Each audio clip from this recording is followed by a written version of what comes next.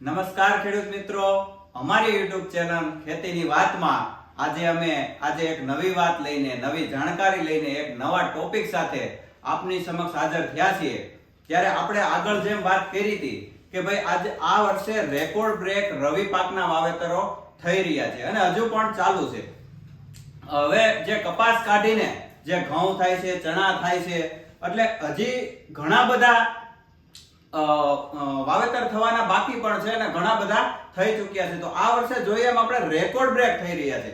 તો જ્યારે આપણે રવિ પાકની અંદર વાત કરીએ તો જેમ એક માણસને બધા જ પ્રકારના વિટામિન, બધા જ પ્રકારના પ્રોટીનો અને બધા જ પ્રકારના ખોરાકોની જેમ જરૂર પડે છે, એમ આપણા એવા અતિ સેન્સિટિવ એવા રવિ પાકોની અંદર જેમ કે ધાણા હોય, જીરું હોય, ચણા હોય, ઘઉં હોય, લસણ હોય, ડુંગળી હોય, આવા પાકોની અંદર બધા જ તત્વોની જરૂર પડતી હોય છે. આપણે રવિ પાકની અંદર જો ખાસ વાત કરીએ મિત્રો, તો સૌપ્રથમ આપણે આપણા પાકની અંદર 16 પ્રકારના તત્વોની જરૂર પડતી હોય છે.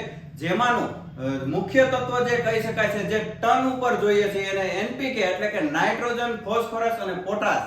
ત્યારબાદ આવે છે ગૌણ તત્વ એટલે કે જેને મણમાં જોઈએ છે, 20 કિલોની અંદર જોઈએ છે, તો એવું છે કેલ્શિયમ, મેગ્નેશિયમ ને સલ્ફર. અને આપણો પાક જે હવા અને પાણીની અંદરથી જે તત્વો લે છે એ છે કાર્બન, હાઇડ્રોજન અને ઓક્સિજન. તો ત્યાર પછીની જો વાત કરીએ તો સૂક્ષ્મ તત્વોની એને જરૂર પડે છે. એવા સૂક્ષ્મ તત્વો ઝીંક, ફેરસ, બોરોન, મેંગેનીઝ ને કોપર. અને ત્યારબાદ આવે છે નિકલ અને મોલિબેડિયમ. આટલા તત્વોની આપણા પાકને જરૂરિયાત રહેતી હોય છે. આગળ આપણે ઘણી બધી સમજી ચૂક્યા છીએ. જે મિત્ર સૂક્ષ્મજીવ છે, મૈકોરાજા વિશે સમજી ચૂક્યા છીએ. આગળ આપણે ઓર્ગેનિક કાર્બન વિશે પણ જાણી ચૂક્યા છીએ. તો આજ એક એવા તત્વની આપણે વાત કરવાની છે જે અતિ મહત્વનું છે. અને રવિ પાકની અંદર જે ચણા, દાણા, જીરું, લસણ, ડુંગળી આવા બધા પાકોની અંદર ખૂબ જ અગત્યનું છે ઈ તત્વ છે ઝીંક તત્વ. ઝીંક તત્વને આજે આપણે સમજવાનું છે ખેડૂત મિત્રો. આપણે ઉપયોગ કરીએ છીએ ઝીંકનો, પણ કયા સ્ટેજે, કયા પાકમાં, કેટલી માત્રામાં, કેટલા પ્રકારના ઝીંકો આવે છે, કયા પ્રકારને આપણા પાકની અંદર લક્ષણો, જો ઝીંકની કમી પડે છે તો કયા પાકની અંદર આપણે લક્ષણો જોવા મળે છે. તો આજે આપણે એની વાત કરવી છે. તો સૂક્ષ્મ તત્વોની અંદર જે સૌથી મહત્વનું તત્વ, પ્રથમ અગ્રતા આપતું તત્વ જો હોય તો એ છે ઝીંક. ઝીંક મુખ્યત્વે કેવી પ્રકારની જમીનની અંદર અને ક્યારે એની ઉણપ થતી હોય છે એની જો વાત કરીએ ખેડૂત મિત્રો, તો જ્યારે કોઈ પણ જમીનની અંદર પાણી ભરાઈ રહેવું અથવા તો ભેજનું પ્રમાણ પુષ્કળ પ્રમાણમાં થવું, તો આવા બધા આ પ્રકારની જમીનો હોય છે એમાં ઝીંકની ઉણપ આવે છે. ત્યારબાદ આને શેની સાથે મિક્સ કરીને નાખી શકાય છે? આમ ગણીએ તો બધા જ ખાતરોની સાથે આ ઝીંક આપણે આપી શકીએ છીએ. જેની અંદર આપણે નીચેથી આપતા હોય તો ભલે, પાયામાંથી આપતા હોય તો ભલે, સ્પ્રે કરીને આપતા હોય તો ભલે, અથવા તો પિયતની અંદર આપતા હોય તો ભલે. પણ જે જમીનની અંદર ફોસ્ફરસનું પ્રમાણ વધી જાય છે તો ઈ જમીનની અંદર છોડ છે ઈ ઝીંક લઈ શકતો નથી. તો એક આપણે ફોસ્ફરસનું ખાસ ધ્યાન રાખીને આપવાનું હોય છે કે પુષ્કળ પ્રમાણમાં ડીએપી આપેલું હોય, વધારે પ્રમાણમાં ડીએપી આપેલું હોય તો જે આપણો પાક છે તે ઝીંક તત્વ ઉપાડી શકતો નથી. ત્યારે પણ ઝીંકની ઉણપ આવતી હોય છે. એટલે આપણે ફોસ્ફરસને માત્રાની અંદર વિવેકપૂર્ણ ઉપયોગ કરવાનો છે. ત્યાર પછીની આગળની જો વાત કરીએ મિત્રો, તો આપણે ઝીંક કેટલા પ્રકારના આવતા હોય છે એ વાત કરવી છે. તો ઝીંક સલ્ફેટ આવે છે, ઝીંક ઓક્સાઇડ આવે છે, ચિલિટેડ ઝીંક આવે છે જે 12% એડીટી આવે છે, અને ત્યારબાદ આવે છે ઝીંક નાઇટ્રેટ. તો ઝીંક નાઇટ્રેટનો આપણે મિત્રો ખૂબ જ ઓછો ઉપયોગ થાય છે. તો આપણે 3 પ્રકારના મુખ્યત્વે ઉપયોગ થાય છે ઝીંકની અંદર. જે ઝીંક સલ્ફેટ હોય છે, ઝીંક ઓક્સાઇડ હોય છે અને ઝીંક ચિલિટેડ ઝીંક હોય છે. તો પાકની કયા અવસ્થાએ કઈ રીતે વાપરવું જોઈએ એની પહેલા આપણે જાણવું જરૂરી છે કે પાકની અંદર કેવા લક્ષણો દેખાય તો ઝીંકની ઉણપ હોય છે.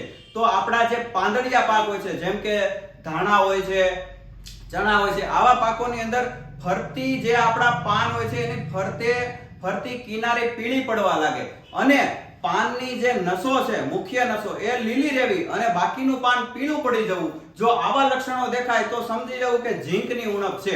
અને જો પટ્ટી પાન વાળા પાકની વાત કરીએ, જેમ કે ઘઉં છે, લસણ છે, ડુંગળી છે, તો ઉપરની ટોચ એની બળી જવી, પાનની સાઈઝ નાની રહી જવી અથવા તો પતલી થઈ જવી, આવા જો લક્ષણો દેખાય તો ઝીંકની ઉણપ સમજવી જરૂરી છે. તો વાપરવું કઈ રીતે આને? તો જો આપણે કોઈ ખાતર સાથે મિક્સ કરીને નીચેથી આપવાની વાત હોય તો ઝીંક સલ્ફેટ આપી શકીએ છીએ, જે 21% આવે છે અને 33% આવે છે, જે મોનોહાઇડ્રેટ આવે છે. અને ત્યારબાદ આપણે જે લિક્વિડ ફોર્મની અંદર આવે છે જે ઝીંક ઓક્સાઇડ, જે 39.5% આવે છે. આ મારા હાથની અંદર જે આપણે વિડીયોની અંદર તમે જોવો છો એ ઝીંકોરા નામથી છે, આકાશ પેસ્ટિસાઇડ લિમિટેડનું, જે ખૂબ જ ઉપયોગી છે અને એના ખૂબ જ સારા રિઝલ્ટ છે. તો આ 39.5 જે લિક્વિડ ફોર્મની અંદર આવે છે, આનો આપણે બે પ્રકારે ઉપયોગ કરી શકીએ છીએ. એક તો આપણે નીચે પીએચ થી પણ આપી શકીએ છીએ અને પંપની અંદર પણ આપી શકીએ છીએ. કેટલું આપવું જોઈએ? તો કે પંપની અંદર પ્રતિ 16 લીટરના પંપની અંદર 25 ml લેખે આપણે એને આપી શકીએ છીએ. અને જો પીએચ માં આપવું હોય તો 500 ml 3 વીઘાની અંદર 500 ml આપણે પીએચ વડે આપી શકીએ છીએ. ત્યાર પછીનું જે અતિ મહત્વનું ઝીંકનો જે ફોર્મ્યુલા છે એ છે ચિલિટેડ ઝીંક.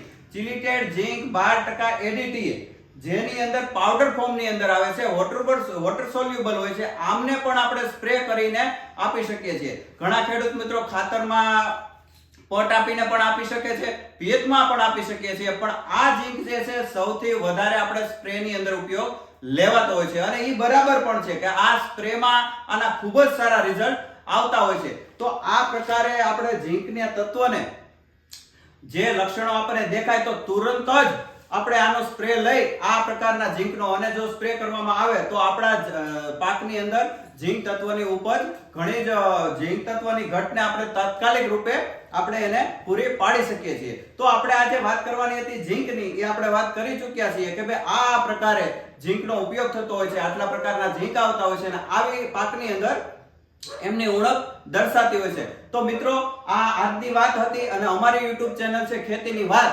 આ અમારા સબસ્ક્રાઇબ કરેલા મિત્રોનો ખૂબ ખૂબ આભાર છે કે જે ભાઈ અમારી ચેનલને સબસ્ક્રાઇબ કરે છે, અમારા વિડીયો જોવે છે, લાઈક આપે છે. આજે આ વિડીયોની અંદર અમે એમનો પણ ખૂબ ખૂબ આભાર માનીએ છીએ. અને વધારેમાં કહેવાય કે જે નવા ખેડૂત મિત્રો છે જેણે ચેનલ સબસ્ક્રાઇબ નથી કરી એ ચેનલ સબસ્ક્રાઇબ કરી દેજો, લાઈક આપી દેજો અને અન્ય ગ્રુપોની અંદર આ વિડીયો સારો લાગ્યો હોય તો શેર કરી દેજો. આભાર.